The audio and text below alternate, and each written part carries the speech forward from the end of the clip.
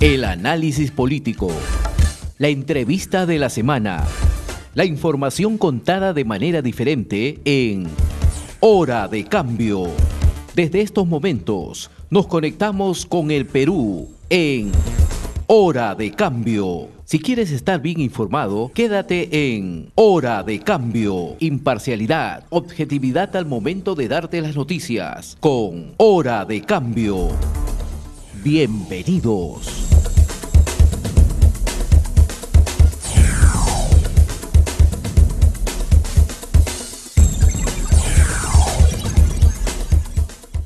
Estamos a través de la línea telefónica con el señor Julio Parlave Martínez, expresidente de la Asociación PYME Perú. Señor Parlave, ¿cómo está? Muy buenos días. Señor Parlave. ¿Aló? Sí, perfecto. ¿Me escucha bien? Sí, aló, buenos días. ¿Me escucha bien, no? Sí, no lo escucho muy... A ver, ¿ahora me escucha mejor? Ahora sí, pero Ya. Un poquito bajo. ¿Cómo A está? ver. Buenos días. Mejoremos la señal con el... Perfecto. Señor Parlave, queremos conversar con usted sobre el tema de la micro y pequeña empresa en el Perú. Según las indicaciones que tenemos en relación al tema económico, la micro y pequeña empresa representan más del 90% de las empresas formales en el país. ¿Esto es cierto? Sí, correcto, sí. Las cifras que menciona, actualmente estas son cifras actuales donde que tiene como fuente inclusive el Ministerio de la Producción, ¿no? Como le explicaba, claro, el país en ese momento ante esta paralización de la industria, como sabe, la industria nacional en ese momento sufre, pues creo, una de las crisis, por lo menos la que yo estoy viendo, bastante complicada, porque resulta que si la cifra que mencionamos de ese 99.3 de la estructura empresarial en el país, el 95% es microempresa. Y eso pues ya hace de que las políticas que se tienen que hacer, no más subsidios, el país en ese momento aplica subsidios pero no genera los puestos de trabajo necesarios, ¿no? Y tenemos también el otro factor que es, vemos que la informalidad es comparado hoy día con la que teníamos el año 2010. Y la informalidad que llega ya bordea pues el 75, 80%, es otro mal que afecta también tremendamente pues a las empresas, ¿no? Lo cual ha hecho que la competitividad de las empresas nuestras y sobre todo de esa micro y pequeña empresa pues se vea mermada. Y también en ese tema pues sí. Ahora, cuando hablamos de empresas formales, disculpe la ignorancia, pero ¿a qué nos referimos? ¿A qué nos referimos con empresas formales?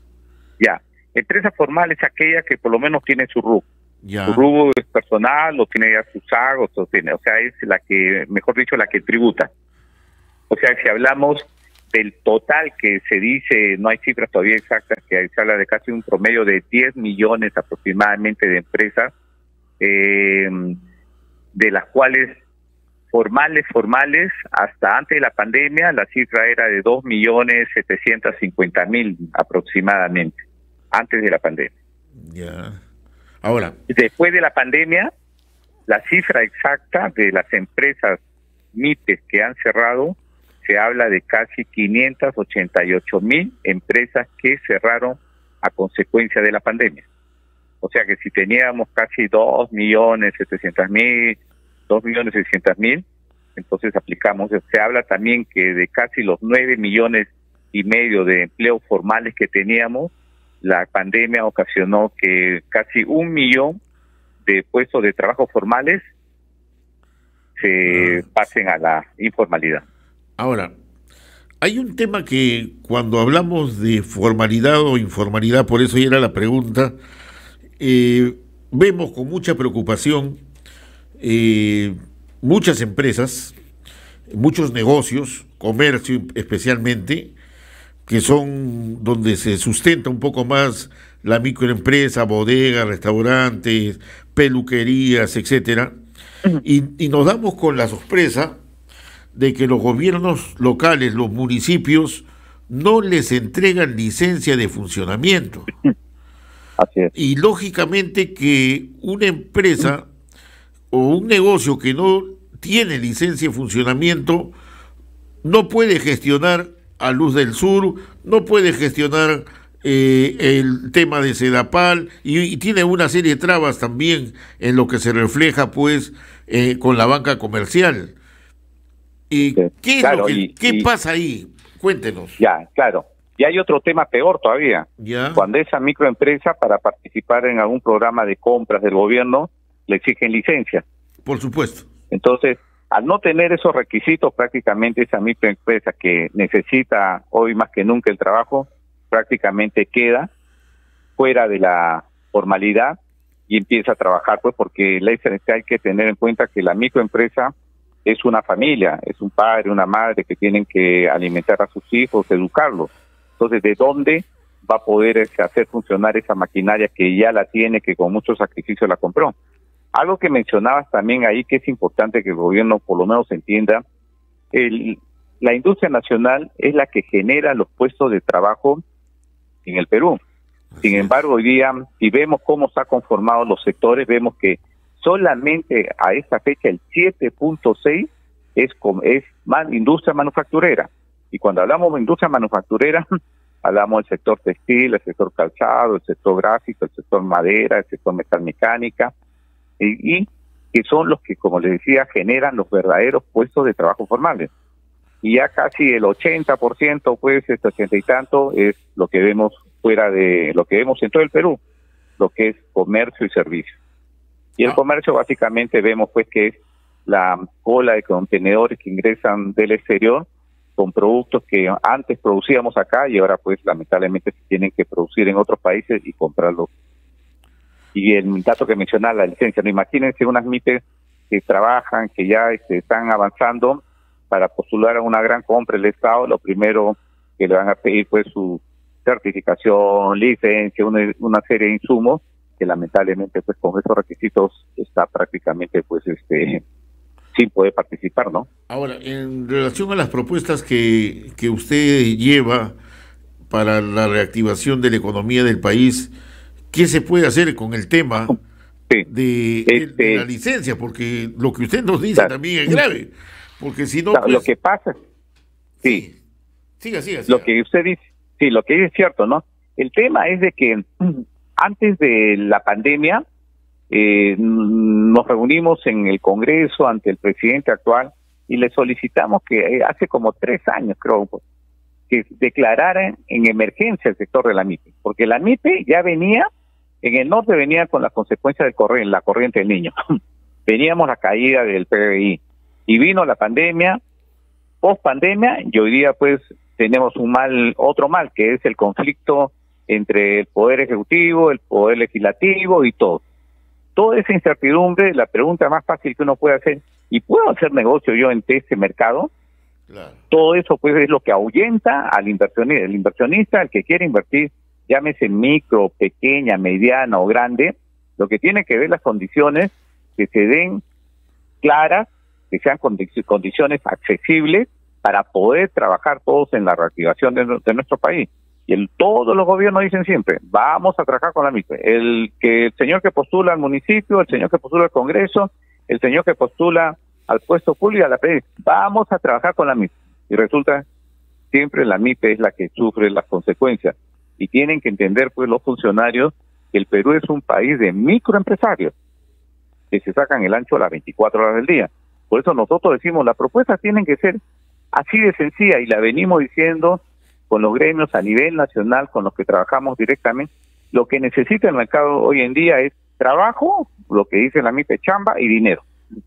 Nada más, y las condiciones para poder trabajar, si es posible, las 24 horas del día, trabajar, porque eso es lo que necesitamos trabajar. Pero en ese momento, pues, ante esa incertidumbre de problemas, un día sale el titular el otro día sale el titular el otro, hoy día tenemos un ministro, mañana. En este poco tiempo, la cartera de producción es donde está el sector industria. Prácticamente tenemos pues en menos de un año, creo que 3 a 4 ministros. Así es. Y esos cambios, lamentablemente, pues, es lo que ahuyentan, y el empresario en este momento, el del empresario formal, que quiere seguir apostando por su país, lamentablemente dicen, señores, reactivación, los problemas que tengan ahí, y la MIPE no es solamente la MIPE, la MIPE tal, la MIPE es todo el país, la MIPE es toda aquella persona, como le decía, padre, madre, familia, que tienen que trabajar las 24 horas del día, hacer producir toda la maquinaria que se adquirió y reactivar, ¿no? Y el gran comprador es el Estado. El Estado es el gran comprador que está al frente, que compra pues más de 50.000 millones de soles al año. Entonces es lo fácil para un administrador, un empresario, lo único que dice, el empresario que crea su empresa crea para ganar, no la crea para perder. Él ve, o sea, sí. Claro. Ahora, yo cuando me refiero al tema de la licencia, se lo digo porque yo entiendo de que la licencia prácticamente es la partida de nacimiento de una empresa, en el sentido de que entra al mercado a trabajar y sin problemas. Pero, ¿a qué se debe que los gobiernos locales, los municipios, no dan la licencia? En diferentes niveles del comercio y de las empresas en general, no dan licencia, no justifican por qué no lo dan, simplemente no, que falta esto, y no dan. Entonces, ¿cómo ese empresario puede trabajar tranquilo cuando sabe, por ejemplo, que en La Victoria hay 5.000 negocios que no tienen licencia y que fiscalización le va a caer 1 o 2 veces al año poniéndoles sumas de infracción por no tener licencia muy fuertes, y saben de que tampoco la municipalidad le da, ¿no? Entonces se convierte en una caja chica esto, ¿no? Es una caja chica. Lo que pasa que un negocio, llámese de comercio o de sector manufacturero, tiene que comprar, el de manufacturero tiene que adquirir sus máquinas para ambientar su local, como también de comercio. Y para ya salir al público, tiene que tener luz, agua y la licencia, ¿no? Y muchas veces, pues, el hacer un trámite de la licencia se convierte tan engorroso que lamentablemente ese costo ya no es soportable.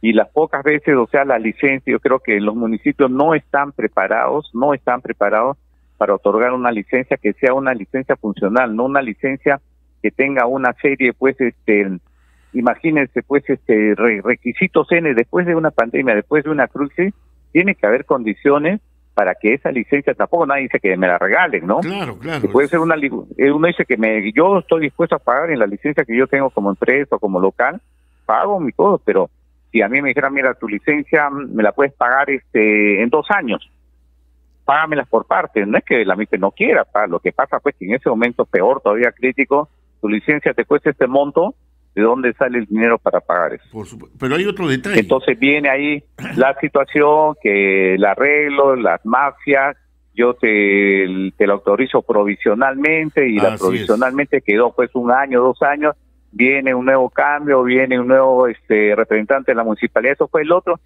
Y es el otro tema que ahí en la separata que pude yo enviarles, vean el mal más grande que tenemos, la corrupción.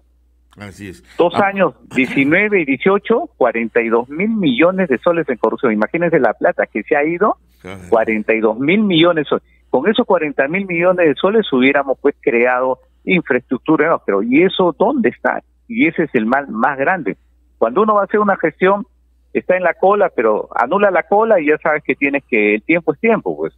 Así Entonces, lo primero que tendrían que hacer acá en esta crisis, sobre todo el ejecutivo, municipio, todo, dar las facilidades, pero combatir la corrupción, o sea, lo que quiere el empresario, lo que nosotros queremos ver, a esos señores que siguen, como se dice criolamente, coimeando, ya lo sacaron, pero lo sacaron y después aparecieron en otro lado.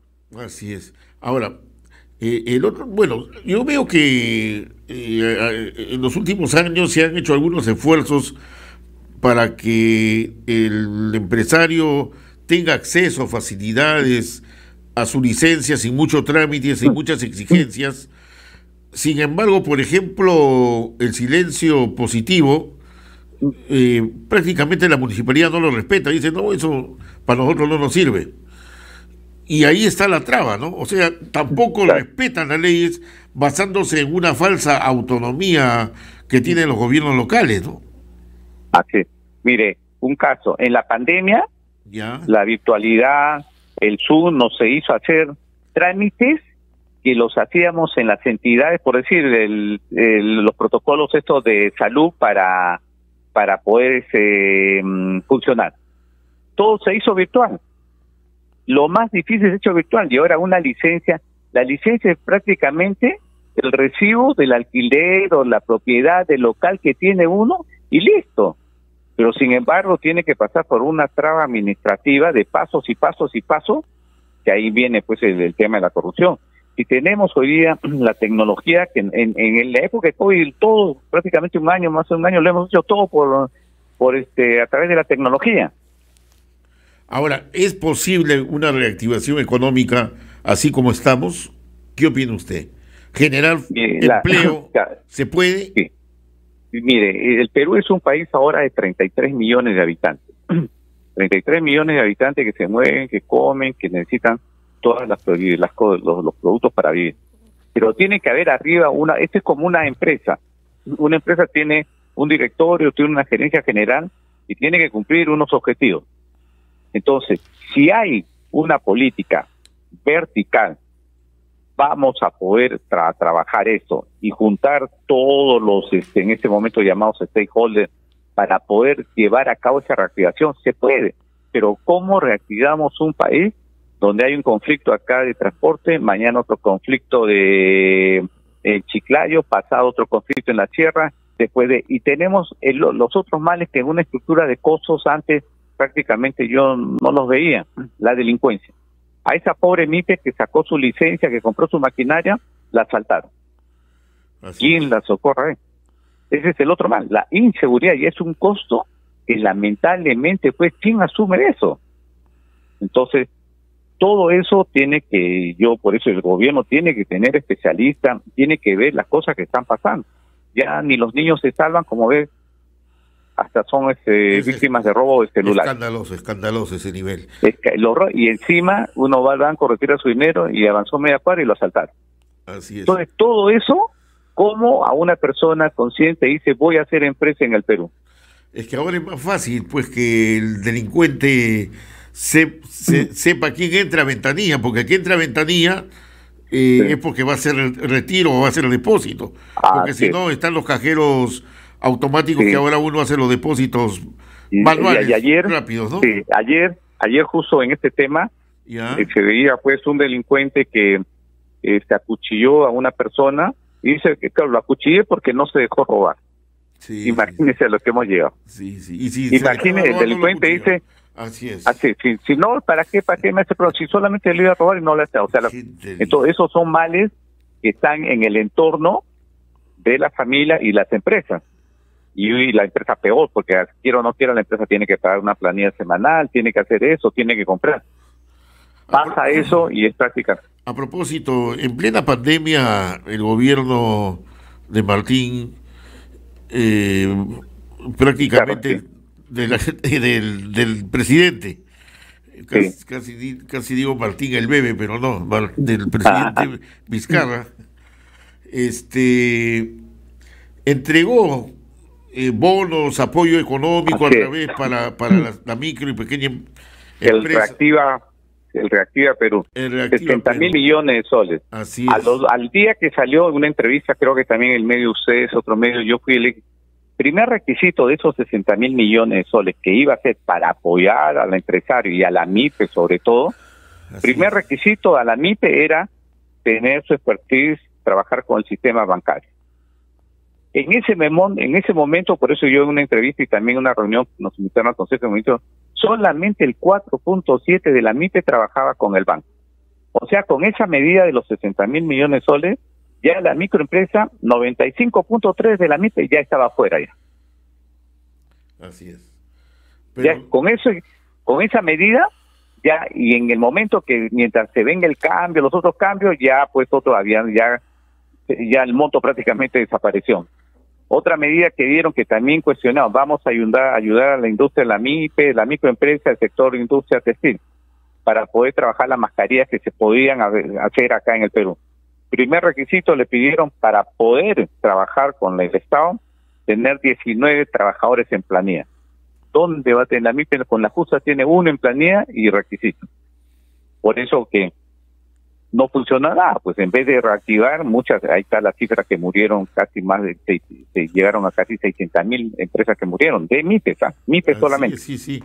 Ahora, entonces, esta situación de los préstamos de los 60.000 millones, ¿se van a devolver o ya no se devuelven? El tema es que dónde se ha ido, si la misma va, claro, el banco no pierde, el sistema bancario no pierde, porque eso es plata avalado por el Estado, y al estar avalado por el Estado son nosotros, donde los nietos, los hijos serán pues en los impuestos que graben, tendrán los que pagar. Y eso es lo que está trayendo pues tanto subsidio por acá, el subsidio tiene que ser productivo, el subsidio pues está bien, pero no toda la vida pues va el subsidio para acá, subsidio para acá. El tema ahora, estos 60.000 millones de soles, gran parte que se sabe quiénes cobraron, lo que debería hacer el Estado y ese gobierno, en vez de discutir, decir, señores, los 60.000 millones fueron así distribuidos. Y por lo menos ya se sabe quiénes recibieron, y el problema es que paguen, pues. Ahora, y esa porque plata, si no, esa plata fue mal utilizada también, ¿no? Claro, esa plata se fue y desapareció. Con beneficios de 1 o 2 años de gracia, 1 o 2% anual. Imagínese, la MIPE paga pues en promedio más de 20-25% de intereses al año. Y ese dinero, así le hubieran puesto a la MIPE 5 o 10%, la MIPE lo hubiera, porque la MIPE de hecho sí, yo lo trabajo, pero lo trabajo de repente pues para mantener a mi personal al día, para seguir trabajando, no para comprar pues de repente, ¿qué se habrá comprado los que han retirado eso? Porque yo conozco en mi gremio periodístico que algunos empresarios negociaron con sus trabajadores y dijeron, no, estás ganando mucho, para poder no perder el trabajo, tienes que aceptar, vas a ganar 1.500 soles, porque no se venden los periódicos, no se vende perfecto. Aceptaron, firmaron el convenio, 1.500 soles, agarraron y lo despidieron. Y lo liquidaron con esa plata que recibieron del gobierno, con esa plata los pagaron para que se vayan. El monto, ese dinero de 60.000 millones, su nombre es Reactiva Perú. Era para reactivar. ¿Qué entiende la persona más analfabeta? Reactiva Perú es el Perú que se ha caído, y con ese dinero de 60.000, ¿y dónde está? Y solamente por lógica, algo simple, pues una persona dice, ¿dónde está la mayor cantidad? ¿Y quiénes son los que han sufrido más? A todos hay que apoyar, correcto, pero en un terremoto, un desastre, ¿quién pierde más? Aquella casita que está pues en un sitio alejado y en otra casa con el respeto, que otro distrito que soportó. Entonces yo tengo que ir a ayudar al que más sufrió. Pero acá ha sido 60.000 millones de soles Reactiva Perú. ¿Qué puertas se está tocando? ¿Con quién se está reuniendo? ¿Qué propuestas está haciendo usted a nivel del gobierno para que al final de cuentas pues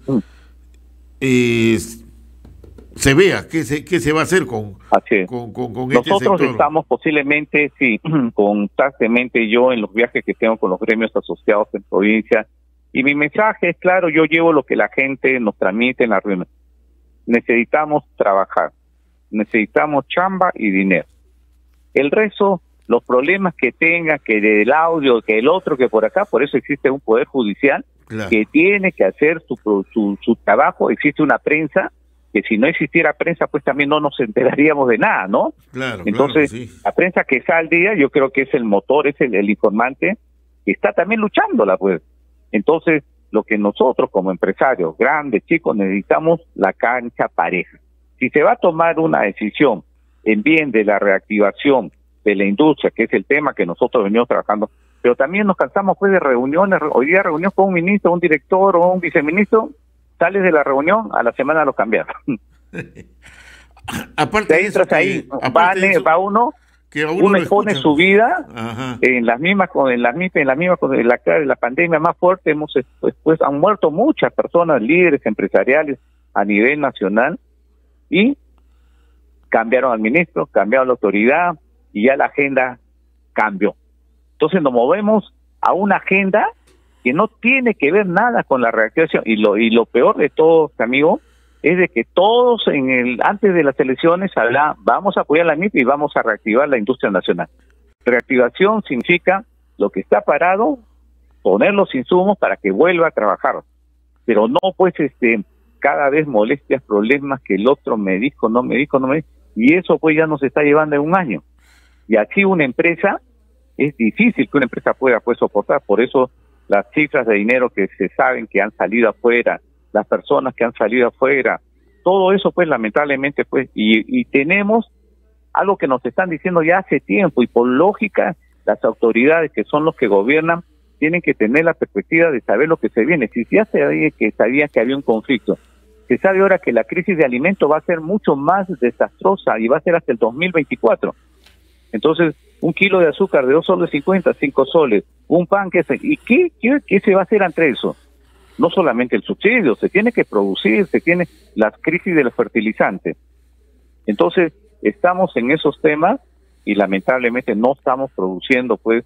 Si un país no produce, ¿de dónde el Estado va a recibir los impuestos para poder hacer tanta obra? Así es. Entonces, todo eso yo lo llevo en mi condición de paz presidente, director de diferentes gremios. Llevamos eso, pero justo hemos elaborado otro documento más. Y el Estado, hay un problema que también el Estado creo que es un error que está cometiendo, no respetar la institucionalidad.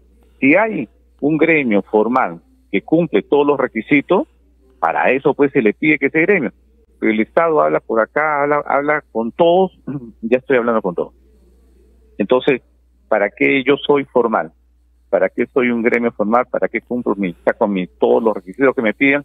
Al final lo que llevo yo, no, pero el Estado ya habló con 20, 30 y 1. Entonces, a uno le dice una cosa, al otro otra cosa, al otro otra cosa, y al final no hay un rumbo. Yo lo que veo en el gobierno, no hay un rumbo hacia dónde estamos yendo. Bueno, eso lo vemos todos. Deberían copiar de la selección. Gareca es un buen técnico, trabaja ya, mire, el partido del repechaje creo en 20, él ya tiene acá, ya tiene dónde aclimatarse, ya tiene dónde lleva, entonces por consecuencia, cuando la gente dice que Perú va a clasificar, va a hacer, pero está haciendo todo lo que tiene que hacer, y no hay ahí en el entorno, no hay nada, otra cosa que lo distraiga. Aunque la gente dice que Gareca cambia más jugadores para la selección que Pedro Castillo para los ministros, ¿no? Para el Consejo de Ministros. Pero lo bueno que esos jugadores ganan sueldo pues en su club, ¿no? Claro, en su club. Pero yo creo que, amigos, en el Perú hay muchos profesionales. Imagínense, miren, todos los jóvenes que salen de la universidad. El joven tiene una gran virtud. Cuando uno es joven y sale de la universidad, sale con ganas y está pues listo para hacer todo lo que aprendió. Y el joven no es corrupto. Acá, esos 42.000, entonces tiene que el Estado política de jóvenes que vayan bien preparados en buenas universidades, porque los buenos que salen van a trabajar y se encuentran pues que ¿para qué mis padres se sacrificaron tanto y para ir a un trabajo donde no me pagan ni siquiera ni la cuarta parte? Señor Parlave, yo lo que veo es de que acá pareciera que hay algo ya, aparte de la incapacidad de gobernar, hay algo sospechoso, porque si nosotros estamos saliendo de 2 años de haber estado encerrados, con los negocios cerrados, perdiendo el empleo, que no sabíamos si al otro día nos agarra el COVID y ahí nomás quedamos o vamos a reactivar la familia, o sea, una situación que la ha vivido todo el mundo. Así es. Y genera una expectativa, bueno, salir de la pandemia, que no la salimos todavía, pero hay voluntad de trabajar, de impulsar, y ahí no se hace nada, esa frustración al final le va a tener que pasar la factura al gobierno en un momento determinado, porque esto ya no aguanta más. Ayer ha dicho, con esto termino, el presidente del Consejo de Ministros ha dicho, descartó que en el Perú se registre escasez de alimentos. Claro, posiblemente no escasez los alimentos, no porque la gente va a comprar en abundancia, sino porque no va a comprar, porque no tiene trabajo, no tiene plata en el bolsillo. Claro. Ese es el problema, claro. ¿no? Claro, para él no va a haber escasez para el premier, para el gabinete, porque ganan sus sueldazos. Pues. Así es. Pero a ese comedor popular, esa madre familia, la clase media ya siente, la clase media es la pujante. Ya está desapareciendo, ya empezó a desaparecer. Ya otra vuelta, la pobreza se habla ahora con cifras también del gobierno de 30%. Sí, pues. Se habla hoy día del país, o sea, bien o mal, la liberación de ese perfecto. Pero ¿quién va a poder atender a tanta gente que sale ya después jubilada, donde vemos que haya un aparato de salud, vemos que la salud en el Estado no funciona, vemos que la alimentación no funciona. Entonces, toda esa carga de la gente adulta que ha trabajado, que se ha sacado del ancho, ¿quién lo? Subsidio, ¿de dónde? No paralizando las minas, ¿dónde? Estamos perdiendo los ingresos de la minería que se sabe, nadie dice, hay que trabajar correctamente con la minería, hay que trabajar con una minería responsable, correcto, pero el 80% de nuestra economía depende de la minería, pues. Así es. Cierra una mina y cierra todo. Ahora el tema, tienen que sentarse uno, por eso que se tiene que respetar, por eso que los poderes tienen que hacerse respetar. Pues. Ahora se justificaría decir, bueno, no malogren el agro porque la minería está, pero tampoco funciona el agro. Claro, no, lo que pasa es que somos un país agrícola, perfecto, pues. Entonces tenemos que trabajar. El error no es del campesino, no es del agricultor. Lo primero que, si ya se venía tenemos el tema de la gasolina, la crisis, el subsidio, y la gasolina en vez de bajar sube.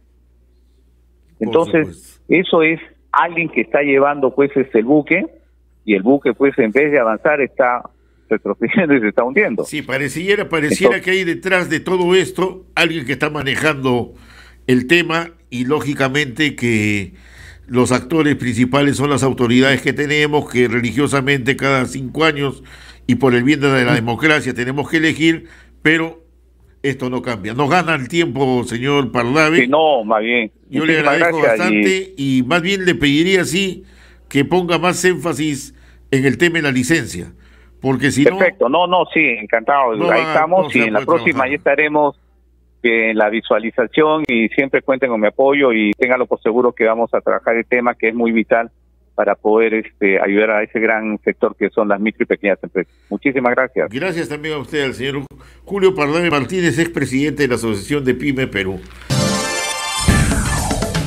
Hemos presentado Hora de Cambio. Nos volveremos a encontrar el próximo sábado, a esta misma hora y por la misma frecuencia.